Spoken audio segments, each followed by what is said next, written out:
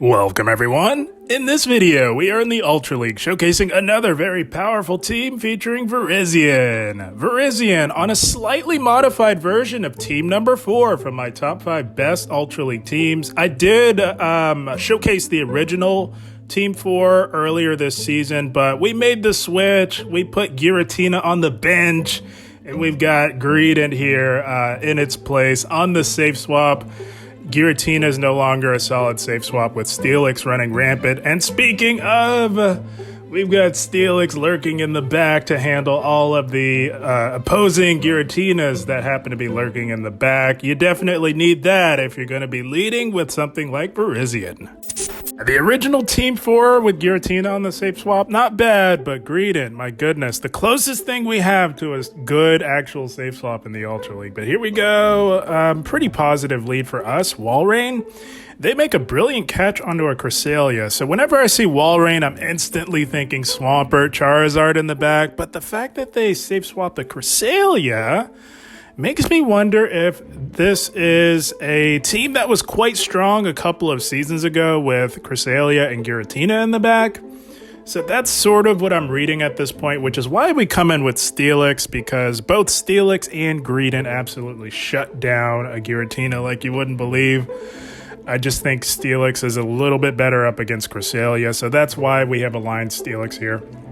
And they go Future Sight on us, so it looks like they may not be running the recommended Legacy Grass Knot. A lot of Cresselias are running Future Sight for a little bit of Charizard coverage, but yeah, let's be real.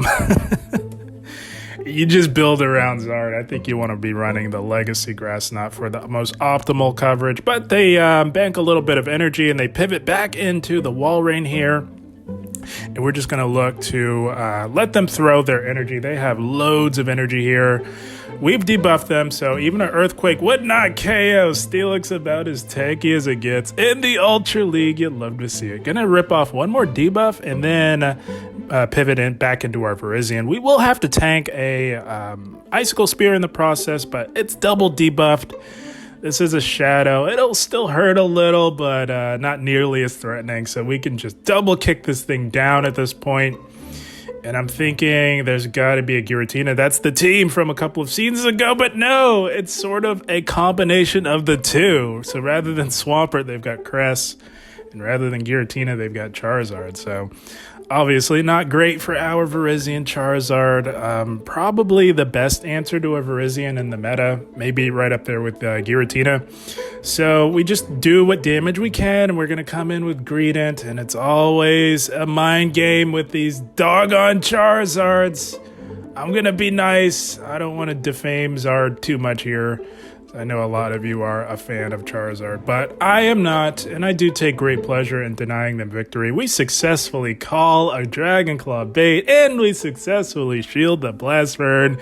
You love to see it. Nothing pleases me more than ruining the day of a Charizard. Gonna go for this Body Slam here. Just try not to get our move caught.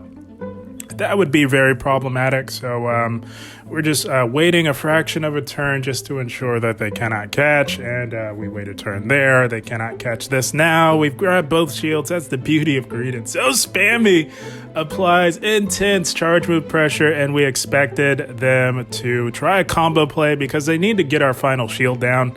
So we anticipate that, making all the right calls. Yeah. And that is how you deny Charizard a victory. Nothing pleases me more. Good game, well played to them. A slightly modified version of team number 4 from my top 5 best Ultra League teams is quite strong in the Ultra League. And here we go, Nightmare lead. We've got a Galvantula, and we are actually going to throw what would generally be improper timing, but because we are behind a turn, this actually works out. And we do grab an early shield from the Galvantula. Oh, that's the thing with Galvantula. They have to give up those shields really early. They generally have a Mandibuzz in the back. The third traditionally is a G-Fisk, but in this modern meta, it could be anything.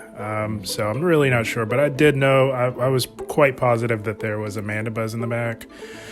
So here we are, debuffed from the lunge, and we are playing this out, trying to stall the clock. That's why we're trying to get the get the charge moves off as fast as possible. So we did. We were successful in doing that, and Virizion doesn't really have too many places to go with the Galvantula Mandibuzz core, so we're just going to place it here where we can do neutral damage to the Mandibuzz with our Sacred Swords here. And we do have a shield advantage because the squishy Galvantula had to give up a shield early on. So that works to our advantage, and the neutral Sacred Swords do add up along with the neutral double kicks. So we did tank an Aerial Ace as we do tank one. It's an improved move, but still not the best move. And we are going to look to go for another Sacred Sword here. Then we'll throw one and look to CMP tie them to the next. That will ensure that we can either take out this Mandibuzz or grab that final shield if they want to hold on to switch. And they do. That is brilliant. Holy smokes, look at Virizion putting in the work up against Mandibuzz. We let this go now, take our shield advantage, and we should be doing A-okay here. This Galvantula can do nothing to Steelix. Holy smokes, everything is resisted. Not quite as dominant as G-Fisk on the Galvantula, but very, very close. And yeah, this is looking really good. Just going to debuff as even the resisted damage does add up, and we still don't quite know what that third is, so we would like to be relatively healthy for our Steelix. Our Greedent, a little low, but will allow us to clear these debuffs, so the play here now is just to load up on energy, absorb all of these resisted moves here, and then swap into Greedent to clear the debuff. So that's the play. That's what we're doing. We're going to Dragon Tail down. We are absolutely loaded on energy here, and it's a Jellicent. That's amazing. Because they can't farm down, they're going to be forced to throw here, and we can hit this thing with a crunch as they no longer have any shields remaining, and that is just icing on the cake here. There's no way on earth that they are farming down Greedent, even from this health range, so they are forced to throw that Surf, and now we're looking really good. We just can't have our move caught here, so we're going to debuff them here, and then throw one and play to a CMP tie here, just to ensure that they can't catch an Earthquake onto a Mandibuzz. That would be catastrophic, but I think Earthquake would be the play here. I don't think it'll quite KO from this range, but it will be getting the Jellicent quite low, and the timer is now approaching. Holy smokes. So we're going to throw this to take out this Mandibuzz, and by then the timer should have counted down, which will allow us to win the timeout victory, and that is exactly what occurs. Holy smokes. Steelix in the meta, if anything, helps me sharpen up on my timeout strategies. Good game, well played to them. Yeah, I would definitely say making the switch from Giratina to Greedent on team number 4 definitely gives the team a little bit more flexibility. But here we go, Deoxys. So generally with a Deoxys lead, you've got to be expecting dark or normal in the back. That just makes perfect sense in terms of team building. So we're going to look to actually save swap into Steelix. I don't recommend doing this unless you're making a hard team read. So I'm thinking there is perhaps a Guzzlord, maybe a Snorlax or a Mandibuzz in the back. I don't know. But I do know that Steelix does quite well up against Deoxys, and they're staying in here. This is not a good matchup for DD, despite it being able to do super effective fast move pressure, just because the charge moves are hard-walled by Steelix. And we're going to rip off another breaking swipe here with proper timing. And they bank the energy to clear the debuff into a Cresselia. So I was not expecting to see this in the back. Holy smokes. I don't know what they do with a ghost type, but my goodness, are they weak to ghost? But that is another story. Gonna look to catch a Grass Knot here onto our Virizion. And we do successfully pull that off, making all the right plays. You'd love to see it. And not seeing too many places for Virizion to go thus far, so we will align it here and look to chip away at the debuffed Cresselia here. Not going to shield anything. They have been quite compromised on their attack stats, so we should survive Future Sight. Okay, so they are running Future Sight. That's fine. We survived long enough to get off another neutral, hard-hitting Leaf Blade here, slowly but surely whittling away at the Cresselia. And now we're actually going to come in with Greedent. The Deoxys has loaded energy, but is getting a little low.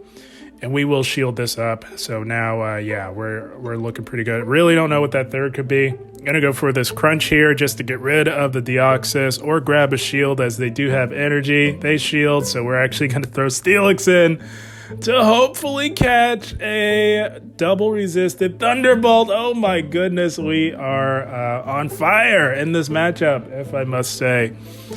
Oh, making all the right plays. You love when the stars align there. Gonna go for this breaking swipe, and they shield. Very interesting shield from them. Very interesting. Makes me wonder what they have in the back.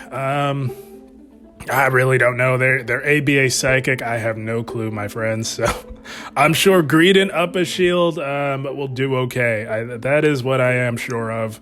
And we do Dragon Tail down.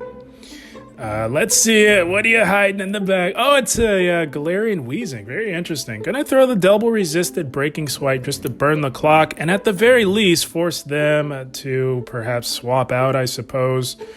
This matchup has been going pretty long here, so I am aware that a timeout could be approaching here, so we are playing with that in mind. I'm going to hit them with the body slam, and they do swap to clear the debuff back into the Cresselia, and I knew that this body slam would not KO, but I know that I also want energy for that Wheezing, so we elect to shield this here. It is undoubtedly going to be a future sight, but no, they bait. That's okay. We can still farm them down, and there is the timer. Going to throw this move to burn the clock. We've got 2 Pokemon remaining. They have 1, and that means that we should win this once the timer does expire here after we get off this body slam. It has now expired, doesn't KO, but we've got the 2 Pokemon remaining, which means that we do take this game here. Holy smokes.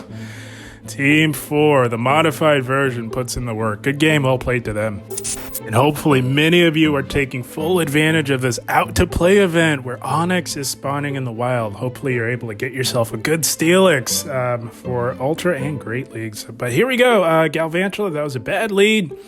We pivot into our Greedent, and we're going to throw this body slam here to put some heavy pressure on this Galvantula early on. They do let the body slam go, as they do survive. And we're going to let this go because we definitely survive. We're about as bulky as it gets, and they pivot into a double after debuffing us with a lunge. So we are absolutely loaded, well ahead on energy, going to go for this body slam. What we want to do here is burn the clock because they stayed in a little long with that Galvantula, so we are looking to take advantage of the misaligned switch clocks. But you don't want to sacrifice your fast move timing. If you want to burn the clock to take advantage of the switch clocks, you still want to try your very best to throw with proper timing. And we have successfully burned the clock, going to save Greedent with a little bit of energy and pivot back into our Virizion. Taking advantage of the switch aligned miss clocks is often what gets you ahead in the Ultra League, just because everything is so tanky. Taking advantage of that allows you to get the alignment you need and try and get ahead where you can. So we are loaded. We've yet to throw a move or reveal the moveset, so we're actually going to fake a Stone Edge here on this Galvantula, and we successfully faked the Stone Edge. I'm sure the cat's out of the bag now. Going to go for the Leaf Blade here. Not likely a trainer runs Leaf Blade Stone Edge, and they are not falling for... Well, we weren't even at the energy, but yeah, we did get the shield. That's what's most important. We survive a neutral lunge, but I don't believe we'll make it. We don't. That's okay. We can come in and absolutely Dragon Tail down this Galvantula. They're not making it to a move. We are ahead on energy. Up a shield. What more could you ask for? And they've got a Jellicent lurking. So this is pretty good for Steelix. I'm telling you guys, if you can preserve a shield advantage for Steelix, holy smokes. There are a few things that can withstand the onslaught. Again, which is why I really hope many of you are or have taken advantage of this out-to-play event going on right now. Onix is in the wild, so hopefully you're able to get a good Steelix. But we are debuffing this Jellicent into oblivion. Our Greedent's still relatively healthy in the back. We can tank this Surf. We have thoroughly debuffed it, but we do have to watch out for them to swap out to clear the debuffs that we have applied because they're... double is still active in the back. Low on health, but still active nonetheless. There is the double, and we are going to throw this breaking swipe here to chip away at it. It's not going to KO, but a Dragon Tail or 2 should do the trick. and they do let that go. Seeing Jellicent as the win con, this is just a resisted body slam. Gonna let this go, of course. Save that shield for a potential surf from that jelly. And they do have the surf and they are throwing it. So we will shield this. And what we need to do here is get that final shield. We throw this breaking swipe, hopefully get the final shield. If they no shield it, we can just Dragon Tail down, but they shield. We are one off from the crunch, and we go for a cheeky combo play to just seal the deal here. We're saying bye-bye to the Jellicent as the timer approaches yet again. Holy smokes. You see that quite a bit with Steelix, and we do get that one done in the end. Good game, well played to them. A slightly modified version of team number 4 from my top 5 best teams was quite strong indeed. And here we go. Not with a lead like that. We're going to safe swap Greedent. We draw out a Tapu Fini. We had a Nightmare Giratina lead. But this is where Greedent comes in clutch. It's able, being so lightning fast and spammy, it's able to apply intense shield pressure on the opponent, allowing you to either grab a shield advantage for your team or just outright flip switch and control the alignment. Another Pokemon definitely worth the investment. Greedent, 1000%. Squovits have been everywhere since the release. I am so glad I invested in this thing very early on. Not long after the release, we've had so many. I could even build a second XL Greedent at this point. So yeah, a very, very solid investment for sure. We do tank the Moonblast, and they tank our next Body Slam here. So now I'm thinking we can get this farm down. So we're actually going to shield this Surf here and look to go for the farm down. But they pivot. Oh my goodness, they have switch locked themselves into perhaps Giratina's worst matchup in the entire meta outside of a potential Charmer, but oh my gosh, they maybe zigged when they should have zagged. I don't know. Maybe they saw that they weren't going to be able to flip switch and control alignment, so figured they'd get ahead with Giratina, but little did they know we had a monster lurking in the back that absolutely dominates Giratina. Oh, this is awful for this trainer. The reason why it's so dominant, obviously, because we can do super effective fast move pressure, hit them with super effective breaking swipes, lower that attack. It is just awful for Giratina, which is why I made the switch, guys. The original Team 4 had Giratina on the safe swap. I figured there are far too many Steelix lurking in the back on a lot of Ultra League teams to be safe swapping Giratina. So we made the slight adjustment to Greedent, and holy smokes, has it paid off. And they had a Greninja, so yeah. I think they just wanted to show us the third, and yeah, they didn't have alignment. So we do get that one done. Good game, well played to them. Again, guys, definitely, if you can, get out there, get those Onyxes if you don't yet have a Steelix for Ultra or Great League. But here we go, Nightmare, Core Breaker, holy smokes, we had a Charmer on the lead. The Charmer lead is the Achilles heel to this modified version of Team 2 here. But it's a calculated decision because not a lot of people run Charm at my particular elo, but we did encounter one, and we have an even worse counter swap here. Holy smokes, we've got a Virizion on our Greedent, so this one is not trending in the right direction, to be kind. We're going to let this go. There's no sense in shielding this. This is not flippable whatsoever, so we're just going to look to cut the losses, come back in with our own Virizion, and try and leave this matchup with energy to threaten that Grand Bull. That's the play here. We will have to throw a move, however. We cannot double kick down this opposing Virizion. It's just too bulky, so we're going to throw the Sacred Sword here. It's not going to KO, but this is the perfect farm to leave this matchup with loaded energy here. We will let this next move go here and hope that we can chip that Grand Bull down enough to where Steelix can perhaps make a miracle happen here. Reason why it's a Nightmare Core Breaker is because Steelix, although a Steel type, doesn't play like one. It plays much more like a pseudo Dragon type. So we don't survive that final Charm, unfortunate for us, and now it's just all up to Steelix to try and power through this Grand Bull here. It's not looking good. We have the shield advantage, but yeah, this thing is ruining our day here. Gonna have to shield everything. They still have a fully healthy Pokemon lurking in the back that we don't know the identity of, so We have to shield that and maybe try and bait with this breaking swipe to get off the earthquake. I know Granbull trainers, they have to give up the shields on Granbull because it's not known for its bulk. So that's the play that I see going for. They close combat it, so I had no idea they would do that. And yeah, this is not going to happen. They've got a Golisopod in the back. So this trainer absolutely hates Steelix. Holy smokes, they've got 3 counters to Steelix. Oh my gosh. That might just be the play with how strong Steelix is in the meta. Man, yeah, this one's not going to happen. Just complete, total wipeout RPS at every turn. Yeah, it's just nothing we can do. And they do take us out. So yeah, outside of a complete total RPS line, guys, Team 4, the modified version with Greedent in the place of Giratina on the safe swap, puts in the work. My goodness. So yeah. Again, I did showcase the original Team 4 with the original Giratina safe swap earlier on this season, so if you don't have a Greedent, perhaps check out that one if you have the other two. That it still puts in the work, it's just Greedent shores up the Steelix in the back problem with a Giratina safe swap, and I don't ever want to recommend safe swapping Steelix unless you're making a hard team read. So yeah, making the adjustment to Greedent definitely worked out.